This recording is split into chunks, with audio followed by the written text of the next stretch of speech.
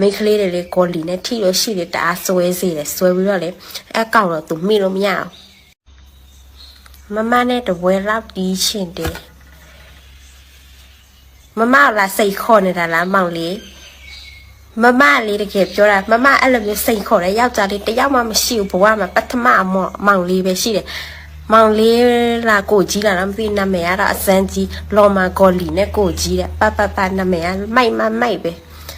ကိုကြီးရဲ့ကောလီပဲနှလုံးတက်ထားလိုက်ကိုကြီးကောလီဆိုအရန်ကြိုက်တာနော်ဒီမှာလည်းကောလီကြိုက်တာနဲ့အတော်ပဲနော်ကိုကြီးရဲ့ဒီလိုကိုကြီးကလာစိတ်ခေါ်တော့လေစမ်းရတာပေါ့စမ်းကြည့်ချင်တယ်လေကိုကြီးရဲ့ဘယ်နှလုံးတက်ထားလဲလော့မှာဘယ်နှလုံးတက်ထားလဲကိုကြီး10လုံးဆိုရအပပအကျဉ်းမကောင်းပါပဲเนาะထဲ့တာနဲ့တကယ်ကိုသူများပြောတော့ပါလဲအထဲမှာသူများပြောတော့ဘောနော်ကောလီတက်လို့ရှိရတယ်အမိကလေးကိုထိတာဆွဲစီတယ်ဟုတ်တယ်เนาะအမိကလေးရဲ့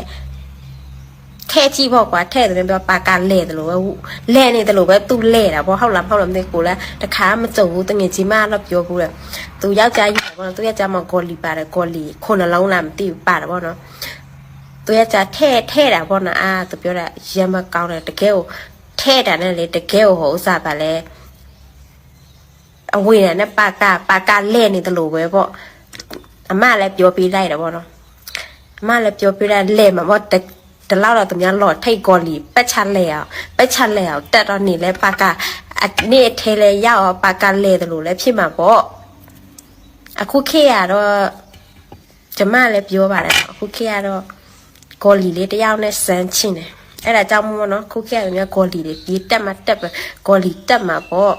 ဥစားတခုခေတ်ကပါလဲကောလီပါသူများတအားပဲကြိုက်တယ်လေမိခလေးတွေတကယ်ပြောမိခလေးတွေလေကောလီနဲ့ထိလို့ရှိတယ်တအားဆွဲစေတယ်ဆွဲပြီးတော့လေအကောက်တော့သူမိလို့မရအောင်ဟုတ်လားမသိဘူး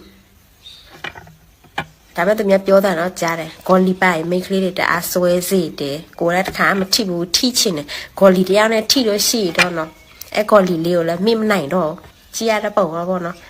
တရားတော့ထိချင်တယ်ဒီခုကကောလီနဲ့ကိုကြီးကလာစိန်ခေါ်တော့လေလာခဲ့စောင့်နေပါတယ်ရှင်ဘယ်သူမှလာမစိတ်ခေါ်သေးဘူးဘဝမှာလာစိတ်ခေါ်တာဆိုလို့ကိုကောလီတယောက်ပဲရှိတယ်ကို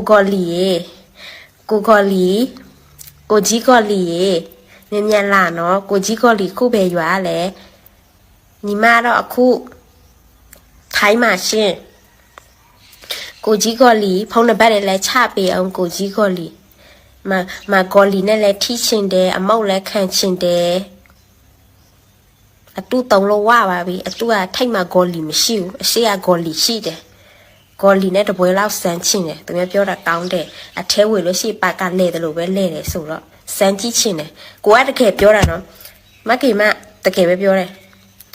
ယောက်ျားတွေနဲ့တွဲတာအယောက်30 40လောက်ရှိတယ်တယောက်မှအလို့မပေးဘူးနော်တကယ်ပြောတာဒါပေမဲ့ကောလီနဲ့တယောက်မှမထိဘူးကောလီနဲ့တယောက်တော့ထိချင်တယ်အရင်ပဲပြောဖို့ကောင်းပါပဲဟာ